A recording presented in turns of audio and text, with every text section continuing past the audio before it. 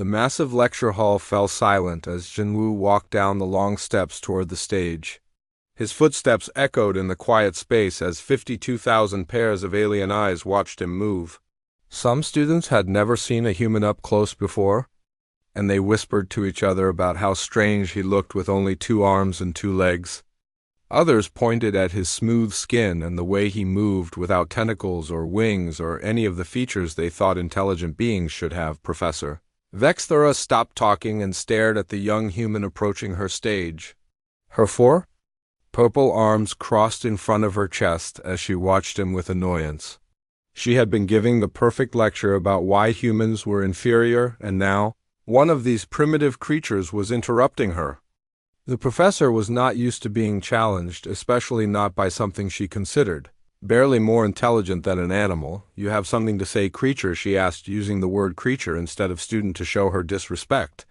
The crowd chuckled at her insult as they waited to see what the human would do.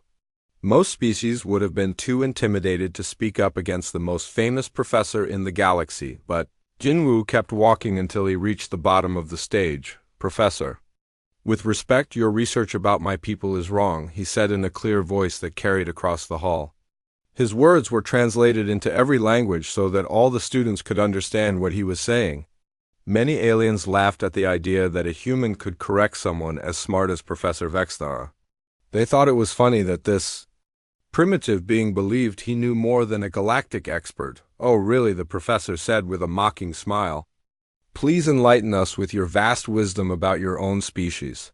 Tell us how I have misunderstood your primitive civilization."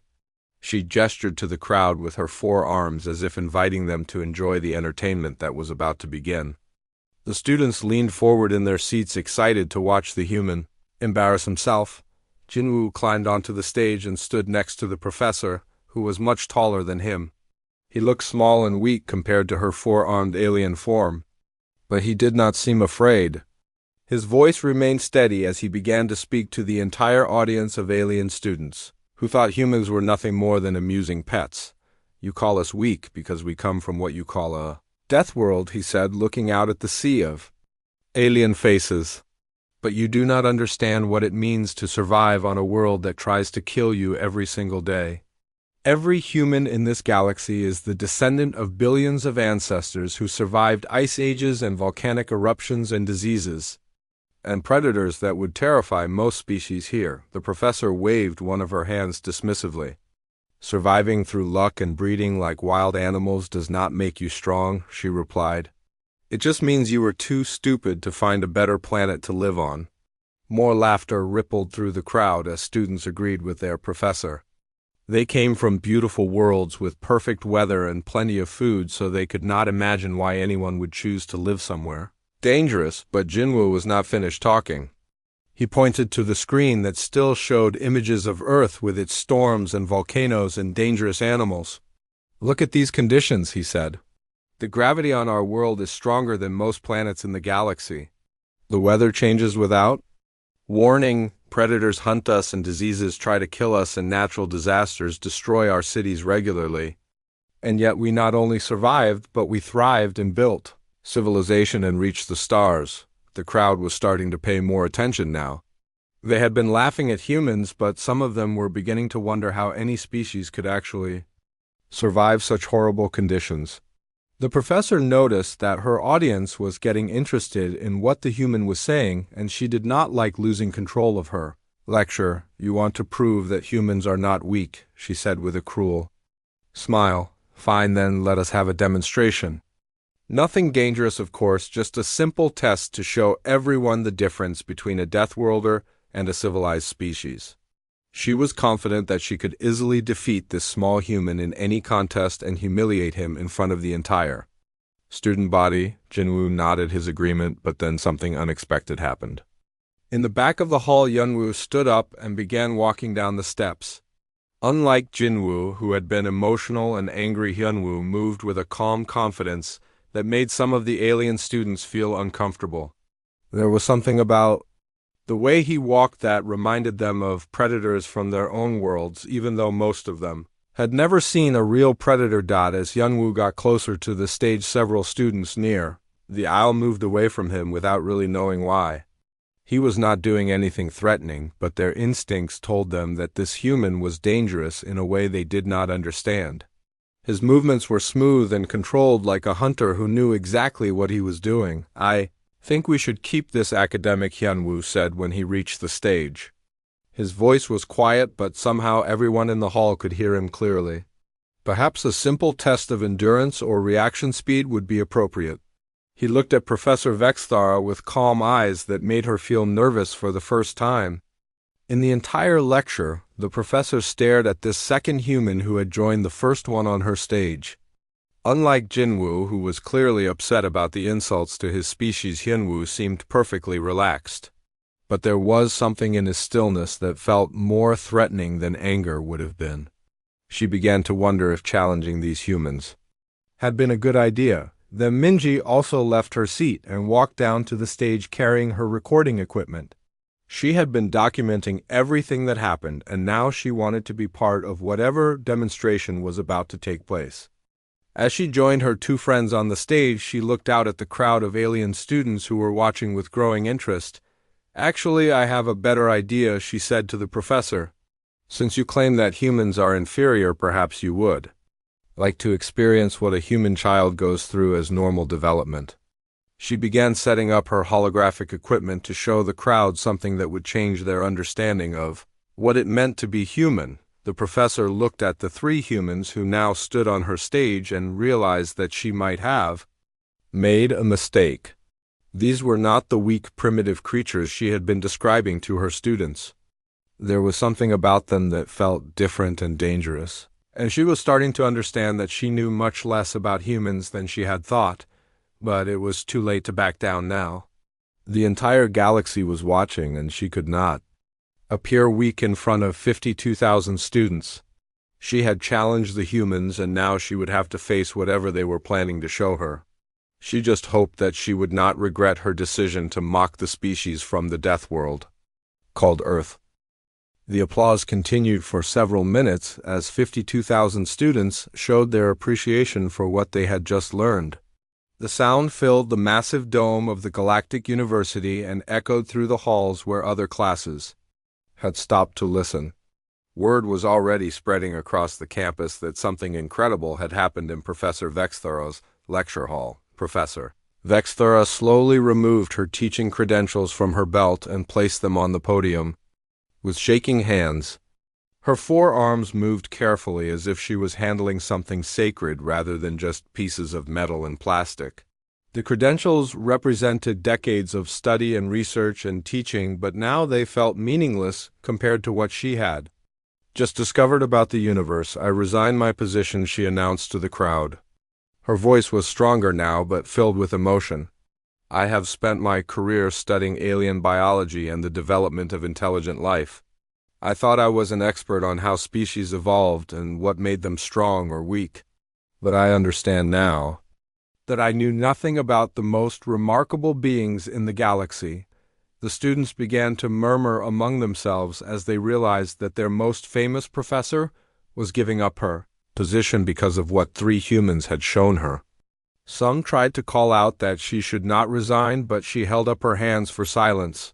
She looked at Jinwoo and Minji and Hyunwoo with something that was part respect and part wonder. "You did not come here to prove that you belong in our civilization," she said to the three humans. "You came here to show us what we have been missing all along.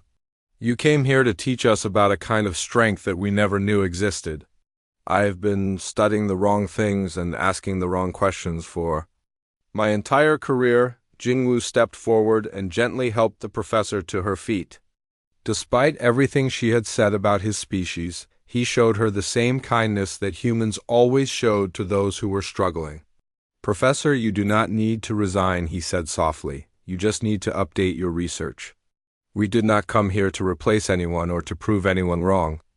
We came here to learn from you and to share what we know." The crowd watched in amazement as the human showed compassion to someone who had spent an hour mocking his entire species. This was not the behavior they expected from warriors who had just dominated every challenge. This was something else entirely.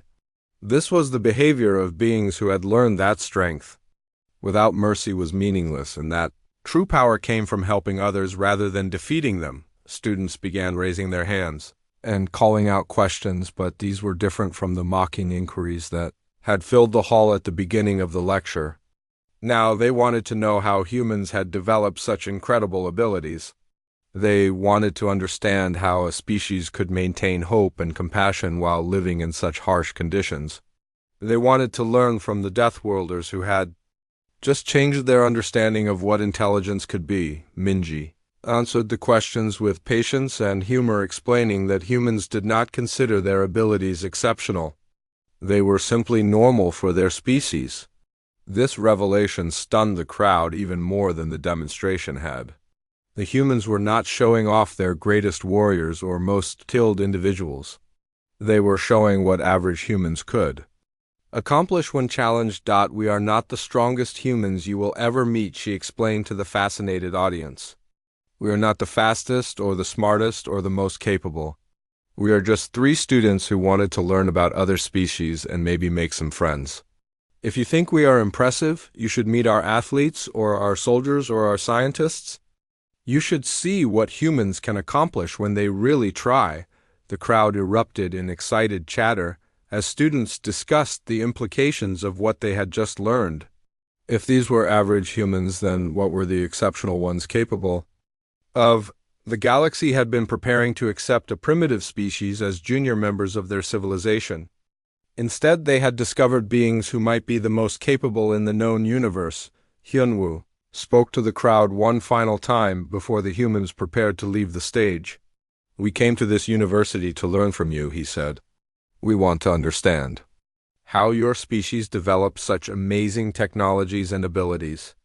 We want to know how you created peaceful civilizations and explored the galaxy. We have much to learn from each other, but he continued, looking out at the sea of alien faces. We also have things to teach. We can show you how to survive when everything goes wrong. We can teach you about finding strength in unity and hope in despair. We can share what we have learned about never giving up no matter how impossible things seem. We can work together to make the galaxy a better place for everyone. The applause that followed was even louder than before. Students were standing and cheering and calling out invitations for the humans to visit their worlds and meet their people. The 3 humans who had come to the lecture expecting to be insulted were leaving as honored guests and respected colleagues. Professor Vexthera picked up her credentials and put them back on her belt. I will not resign after all, she said with a smile. Instead, I will begin the most important research of my career. I will study what it really means to be a Deathworlder, and I will help the galaxy understand what we have gained by welcoming humans into our civilization. As the lecture ended and students began filing out of the hall, there was a sense that something fundamental had changed in the galaxy. The humans had not conquered through force or intimidated through threats. They had simply shown who they were, and that had been more than enough to earn their place among the stars. Word of the demonstration spread throughout the galaxy within hours. Every species wanted to understand these remarkable beings from the death world called Earth. Scientists and philosophers and leaders all wanted to meet the humans who had redefined what it meant to be intelligent life. The galaxy had gained new members, but more importantly, it had gained new teachers. The 3 humans left the university that day knowing that they had accomplished something important. They had not just defended their species from insults. They had opened the door for true understanding between humans and the rest of the galaxy. They had shown that strength came in many forms and that the most powerful weapons were often compassion and determination and the refusal to give up hope. The galaxy would never be the same again. The Deathworlders had arrived, and they had brought with them gifts that no other species could offer. They had brought the knowledge of how to survive anything and the wisdom of how to find light in the darkest places. Most importantly, they had brought the understanding that true strength was not about defeating others, but about helping them become stronger too. The humans had found their place among the stars, not as conquerors or supplicants, but as partners in the great adventure of exploring the universe, and the galaxy was better for having them. The massive dome of the Galactic University stretched high above the heads of 52,000 students who filled every seat in the giant lecture hall. Beings from hundreds of different worlds sat together waiting for the most famous professor in the galaxy to begin her talk. Some had tentacles instead of arms, while others had wings or scales or skin that changed colors with their mood. The air buzzed with excitement as creatures who had traveled across space to be here whispered to each other in dozens of languages. Professor Vexthara walked onto the stage with her 4 purple arms swaying behind her. Her species was known across the galaxy for being very smart, and she was the smartest of them all. She had written books about alien life that every student had to read. Her voice was loud and clear as she spoke into the microphone that would translate her words into every language in the hall. Today we will learn about the newest members of our galactic community, she announced as a huge screen behind her lit up with images. The students leaned forward in their seats, eager to hear about another species joining their civilized galaxy. Most new species came from beautiful worlds with perfect weather and plenty of food. They usually had amazing technology or special abilities that made them valuable to trade with, but the image that appeared on the screen made many students gasp in horror.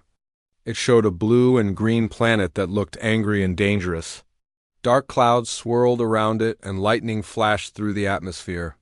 The professor smiled as she watched the shocked faces in the crowd. "This is Earth," she said, pointing at the terrifying planet. "Home to the most ridiculous species that has ever tried to join our galaxy.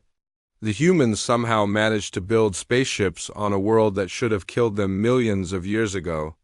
Laughter started to spread through the hall as students realized this was going to be a very entertaining lecture. The professor clicked a button and the screen, filled with videos of Earth, massive storms, tore across the surface, throwing trees around like toys. Volcanoes exploded, sending hot rock flying through the air. Huge waves crashed against shores, destroying everything in their path. Wild animals with sharp teeth and claws chased other animals across grasslands. The students watched in amazement. That anything could survive on such a violent world. "Look at these conditions," Vexthara said, waving her arms dramatically. "The gravity on this planet is so strong it would crush most of you. The air has poison gas mixed into it that would kill many species instantly. The temperature changes so fast that it can go from freezing cold to burning hot in the same day. And somehow these humans think they deserve to sit with civilized beings like us." More laughter filled the hall as the professor showed pictures of human cities. The buildings looked small and weak compared to the crystal towers and floating platforms that other species built. Human vehicles crawled along the ground instead of flying through the air like proper transportation.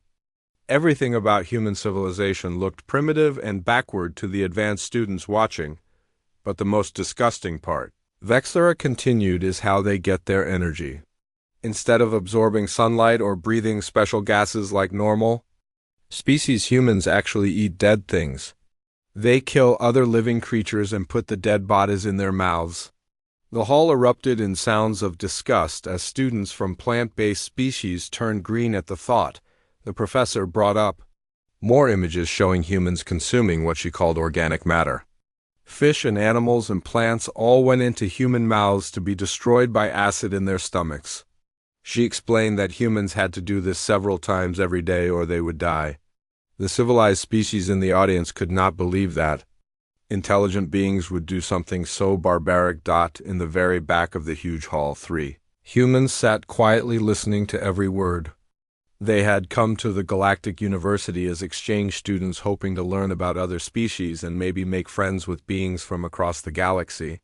Instead, they were watching 52,000 aliens laugh at their people like they were some kind of joke. Jinwoo was a young man who had studied alien life his whole life.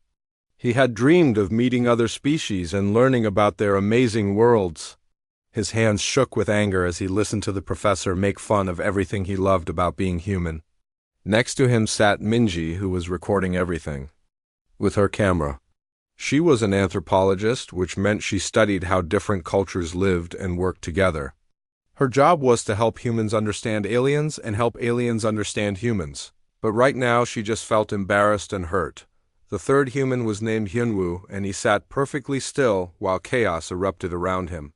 He had been a soldier before becoming a student, and he knew how to stay calm even when things got bad. His training had taught him to watch and listen before acting.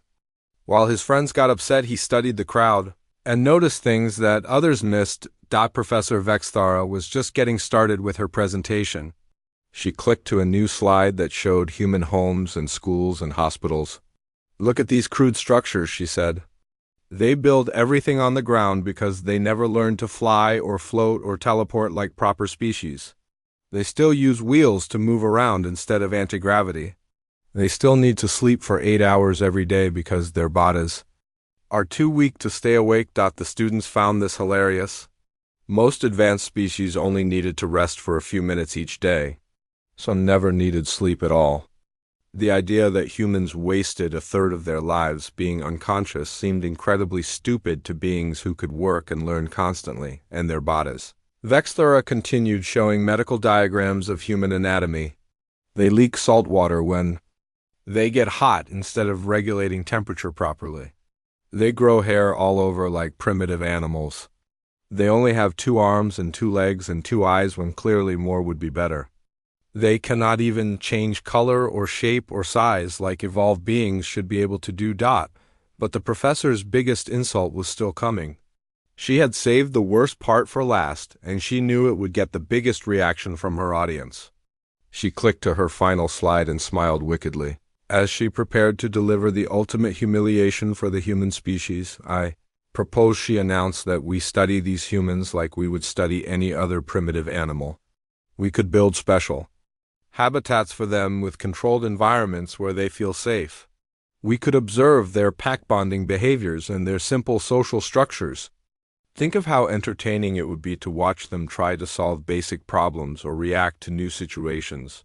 The crowd exploded with laughter and applause. Students began talking excitedly about keeping humans as pets or using them for entertainment. The professor had succeeded in making the entire galaxy think of humans as nothing more than amusing animals from a dangerous world. In the back of the hall, Jinwoo stood up slowly. His face was red with anger and his whole body trembled with emotion. He had heard enough insults for one day, and he was not going to let this continue. Minji tried to grab his arm to stop him, but he was already walking down the steps toward the stage.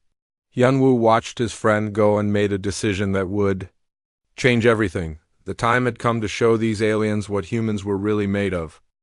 Minji activated her holographic projector, and the huge screen behind the professor filled with images that made the alien students gasp in surprise.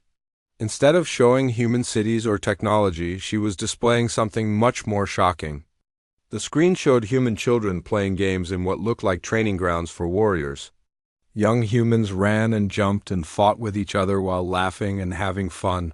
"Look at this," she said, pointing to a group of children playing something called tag. One child chases the others, who must run and dodge and change direction instantly to avoid being caught. This develops reaction speed and spatial awareness that most adult aliens never achieve. The crowd watched in amazement as human children moved with speed and agility that would challenge trained soldiers from other species. The professor stared at the images with growing confusion. These were supposed to be younglings learning basic skills, but they were performing feats that would be considered advanced military training on most worlds. She watched a group of children playing with a ball that required them to track multiple moving objects while making split-second decisions about where to move their bodies. "This is just play," she said, trying to maintain her authority. "Children. Games prove nothing about actual capability." But her voice lacked the confidence it had before. The students in the audience were beginning to murmur among themselves as they watched human children casually doing things that would exhaust most adult aliens. Minji clicked to the next set of images showing human schools. "Here we see normal education," she explained. "Children learn to read and write while sitting still for hours at a time. They memorize vast amounts of information and take tests that require them to solve complex problems under pressure. And they do this every day for over a decade while their bodies and minds are still developing." The alien students were shocked by what they were seeing. Most species learn through direct mental connection or by absorbing information from their environment. The idea of forcing young minds to work so hard for so long seemed cruel and unnecessary, but the results were undeniable. These human children were developing mental abilities that most aliens never achieved. Professor Vexthara was starting to feel uncomfortable as she watched her audience become more interested in the humans than in her lecture. She had spent years building her reputation as an expert on alien species, and now these primitive Deathworlders were making her look foolish. She needed to regain control of the situation before it got worse. Enough of this, she said loudly. Children games and school exercises are not impressive. Any species can train their young to perform simple tasks. What matters is actual adult capability in real situations. She turned to face the three humans on her stage with all four of her arms spread wide in a challenging gesture. Yunwu stepped forward, and the professor immediately felt a chill run down her spine. There was something about this human that triggered instincts she did not know she had. His movements were too smooth and his eyes were too calm, and there was a sense of controlled danger that made her want to step backward even though he had not threatened her. "You are right, Professor," he said in his quiet voice. "Adult capability is what matters. Perhaps you would like to volunteer for a demonstration. Nothing dangerous, of course, just a simple comparison between a Deathworlder and a Garden Worlder." He gestured to the crowd with one hand while keeping his eyes fixed on the professor. The audience was now completely focused on what was happening on the stage. This was no longer a boring lecture about primitive species.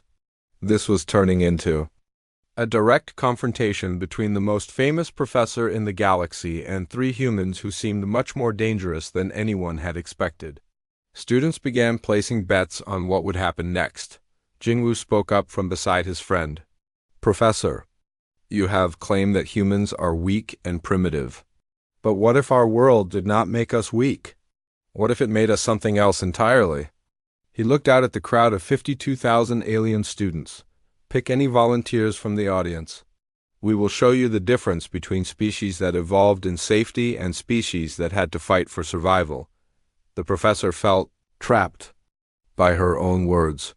She had spent the entire lecture claiming that humans were inferior, and now they were challenging her to prove it. If she backed down, she would look weak and foolish in front of all her students. But if she accepted the challenge, she might discover things about humans that she was not prepared to face. The crowd was getting excited, and some students were already volunteering to participate in whatever demonstration the humans had planned. The professor looked at the eager faces of her students and realized that she had no choice. She had to accept the challenge or lose all credibility as a teacher and researcher. "Fine," she said with false confidence. "I will select 10 volunteers from different species. We will prove once and for all that civilized beings are superior to primitive Deathworlders." She began pointing to the students in the audience, choosing the strongest and fastest and most capable individuals she could find.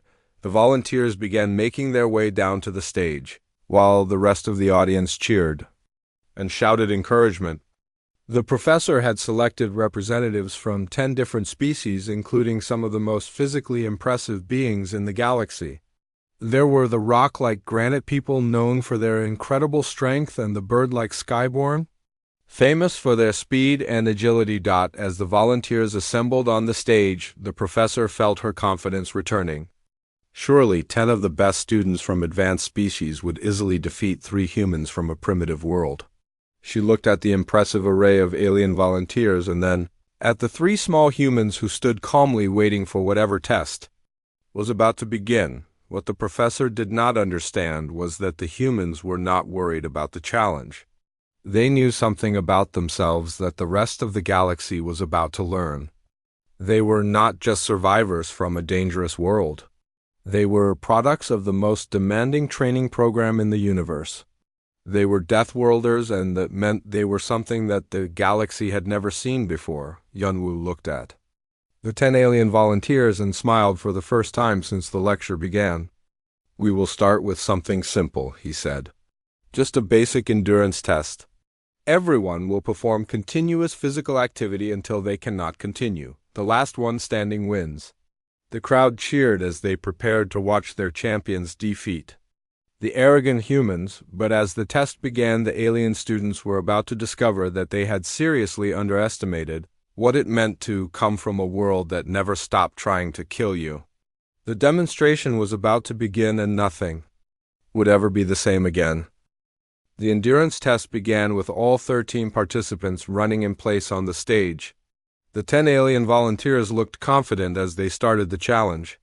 The granite people with their massive rock-like bodies seemed unbeatable. The skyborn flapped their wings gracefully as they moved. The plant-based Verdani glowed with energy from the lights above them. Each volunteer believed their species' natural advantages would easily defeat the weak humans. Professor Vexthura watched with satisfaction as the test started. She was certain that her carefully chosen volunteers would prove human inferiority once and for all. The crowd cheered for their favorites while the professor prepared to deliver her final insult to the human species. She had already planned what she would say when the humans collapsed from exhaustion. But within just a few minutes something unexpected began to happen. The skyborn, who were built for quick bursts of flight, started breathing heavily. Their bodies were designed for short, fast movements, not continuous, steady effort. One of them stumbled and had to stop running. The crowd gasped in surprise as the first volunteer dropped out of the challenge, the granite. People were struggling too, despite their incredible strength. Their massive bodies required enormous amounts of energy to keep moving, and they were not built for endurance activities. Sweat began forming on their stone-like skin as they fought to keep up with the steady pace. Another volunteer had to quit as his heavy body could no longer maintain the continuous movement. Jinwoo continued running, with barely any sign of effort, while explaining what was happening. "We evolved as persistence hunters," he said without even breathing hard. "Our ancestors chased prey animals for hours or sometimes days until they collapsed from exhaustion. Our bodies are designed for exactly this kind of activity." He was not even sweating while the alien volunteers around him were clearly struggling. The crowd watched in stunned silence as more volunteers began dropping out. The plant-based Verdani, who could absorb energy directly from light, found that photosynthesis could not provide power fast enough for continuous movement. The aquatic deep swimmers, who were incredibly fast in water, could not adapt their bodies to land-based endurance. One by one, the superior alien volunteers were failing a test that the humans treated as a warm-up exercise. Minji took over the explanation, while continuing to run effortlessly. "Human bodies produce something called sweat," she said. "This liquid cooling system allows us to regulate our temperature during extended activity. Most species overheat quickly because they cannot cool themselves efficiently. But we can run for hours without stopping because our bodies are designed for it." The professor stared in disbelief as her 10 carefully chosen volunteers were reduced to just 3 still trying to continue the test. The humans looked like they could run forever while the aliens were gasping for breath and struggling to keep moving. This was not how the demonstration was supposed to go. The humans were supposed to collapse quickly and prove their weakness. But the real shock came when Hyunwoo suggested they move to the next test. "Reaction speed under pressure," he announced calmly. "Each remaining volunteer will face a series of simulated threat scenarios. We will measure how quickly you can respond to sudden danger." The 3 surviving alien volunteers looked nervous but agreed to continue. The test began with simple challenges. Objects dropped from above that had to be caught.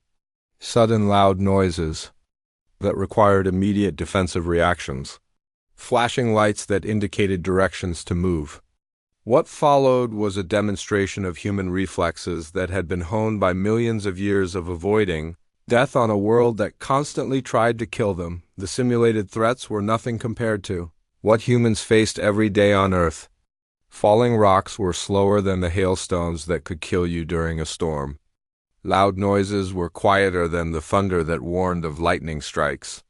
Moving objects were more predictable than the predators that hunted human ancestors in the wild. The humans responded to each challenge with smooth, practiced movements. That made it look easy. The alien volunteers struggled with every test. Their reflexes were not trained for such rapid responses to danger.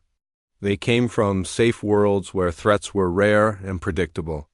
When faced with the kind of split-second decisions that humans made instinctively, they froze or moved too slowly or made the wrong choice entirely. The crowd watched in amazement as the humans passed every test with perfect scores while the aliens failed repeatedly.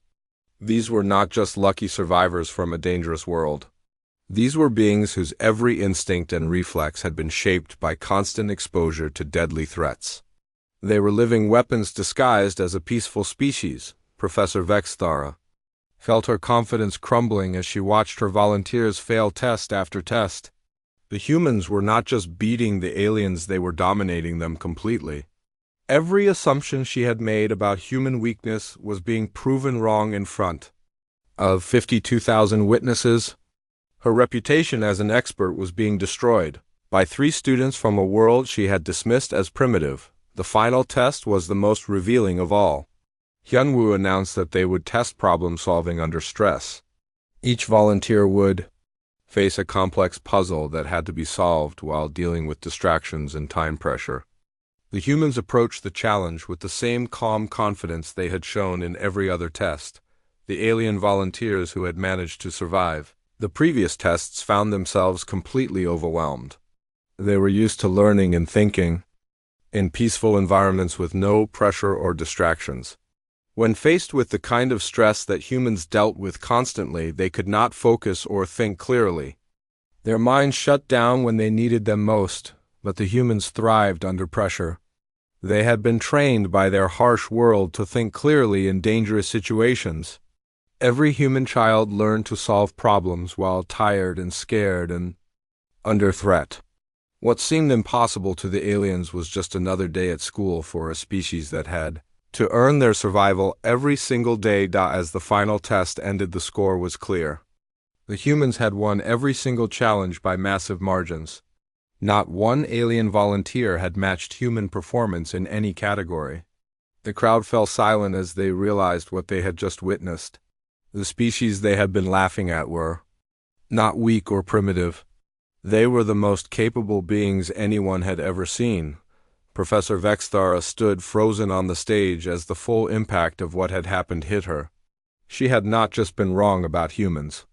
She had been spectacularly wrong about the most important discovery in galactic history. The humans were not begging for acceptance into civilized society. They were offering to share their incredible abilities with species that could barely survive in their own safe environments. The silence stretched on as 52,000 students tried to process what they had just learned. Everything they thought they knew about strength and capability had been turned upside down by 3 young humans who had treated the most difficult challenges like simple exercises. The galaxy was about to learn what it really meant to be a Deathworlder. The massive amphitheater remained completely silent as the demonstration ended. 52,000 students sat frozen in their seats trying to understand what they had just witnessed. The 10 alien volunteers who had been chosen as the best representatives of their species had been completely defeated by 3 humans who seemed to consider the entire challenge nothing more than a light exercise. Professor Vexthara stood motionless on the stage with all 4 of her arms hanging limp at her sides. Her mouth was open, but no words came out as she stared at the 3 humans who had just destroyed everything she thought she knew about galactic civilization. The confident expert who had been mocking humans just an hour ago now looked small and confused as she faced the reality of what Deathworlders actually were. Minji stepped forward to address the silent crowd. She activated her holographic projector one more time, but instead of showing tests or challenges, she displayed something completely different. The screen filled with images of human art and music and literature, beautiful paintings and sculptures, created by beings who found wonder in their dangerous world. Songs that expressed hope and joy even in the face of constant threat. Professor, you asked why we deserve respect in galactic society, she said in a gentle voice. The answer is simple. We do not want your respect. We want your understanding. She gestured to the images on the screen showing humans helping each other during disasters and working together to overcome impossible challenges. We want to share what we have learned about survival and cooperation and finding beauty in the darkest places." The crowd watched in stunned silence, as Minji showed them a side of humanity they had never imagined. These were not primitive savages who had stumbled into space travel. These were beings who had turned survival into an art form. They had learned to find strength in unity and hope in despair, and joy in the simple fact that they were still alive despite everything their world had thrown at them. Every species in this hall evolved on worlds that were kind to them, Minji continued. You developed in environments that supported your growth and protected you from harm. Your planets gave you everything you needed to thrive. But we developed on a world that fought us every step of the way. Earth did not make us weak. It made us something that the galaxy has never seen before. The students began to understand what she was saying. All of their species had been given favorable conditions to develop intelligence and civilization. They had evolved in safety with abundant resources and peaceful environments. But humans had been forced to earn every advancement through struggle and sacrifice. They had not been given intelligence. They had fought for it. The screen showed more images of human achievements. Cities rebuilt after earthquakes, crops grown in harsh climates, medicines created to fight diseases, technologies developed to survive in space. Everything humans had accomplished had been done while fighting against a world that wanted to destroy them. Every victory was earned through determination and ingenuity, and the refusal to give up. Hyanwu stepped forward to deliver the final explanation that would change how the galaxy viewed the human species forever. You called us primitive, Professor. But we are the only species here who had to earn our intelligence. Every other race in this hall was given favorable conditions to develop civilization. You were nurtured and protected and provided with everything you needed to advance. He gestured to the crowd of alien students who were listening with complete attention. We had to fight for every discovery, every invention, every step forward.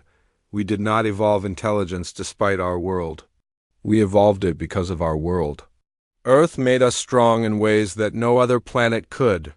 It made us adaptable and resourceful, and capable of surviving anything the universe could throw at us. The professor finally found her voice, but it came out as barely more than a whisper. You are saying that your harsh world made you superior to us? Her forearms trembled as she spoke the words that went against everything she had believed about galactic civilization. The idea that a dangerous environment could create better beings than a safe one was completely opposite to all accepted scientific theories. Not superior, Jinwoo replied firmly.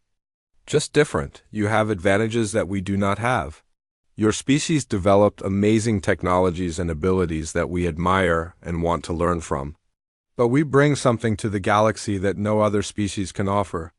We bring the knowledge of how to survive when everything goes wrong. We bring the experience of finding hope when there seems to be none. The crowd was beginning to understand the magnitude of what they were witnessing. The humans were not asking to join galactic civilization as junior partners or students learning from their betters. They were offering to contribute skills and knowledge that could benefit every species in the galaxy. They were not the weakest members of the community. They might be the strongest. Professor Vexthara looked at her hands and then at the teaching credentials hanging from her belt. She had spent her entire career studying alien species and writing about the development of intelligent life, but she had never encountered anything like the humans. They did not fit into any of her theories about how intelligence evolved or how civilizations developed. I have been wrong, she said in a voice that barely carried across the hall. I have been completely wrong about everything. She looked at the three humans with something approaching awe as, You did not come here to prove that you belong in our galaxy. You came here to show us what we have been missing all along. You came here to teach us about strength we never knew existed. The silence that followed was different from the shocked quiet that had filled the hall during the demonstration. This was a respectful silence as 52,000 beings tried to process the fact that their understanding of the universe had just been completely changed. The humans had not conquered them through force or intimidated them through threats. They had simply shown who they were, and that was more powerful than any weapon. Slowly, one student began to clap. Then another joined in, and another, until the entire amphitheater erupted in applause. Not the mocking laughter that had greeted the humans at the beginning of the lecture, but genuine appreciation for a species that had just redefined what it meant to be intelligent life. The sound echoed through the hall as the galaxy welcomed its newest and most remarkable members. The three humans stood quietly on the stage, accepting the applause with the same calm dignity they had shown throughout the entire ordeal. They had not set out to prove human superiority or to humiliate other species. They had simply responded to insults with truth and mockery with demonstration. They had shown the galaxy what Deathworlders were really capable of, and in doing so had earned something more valuable than respect. They had earned understanding,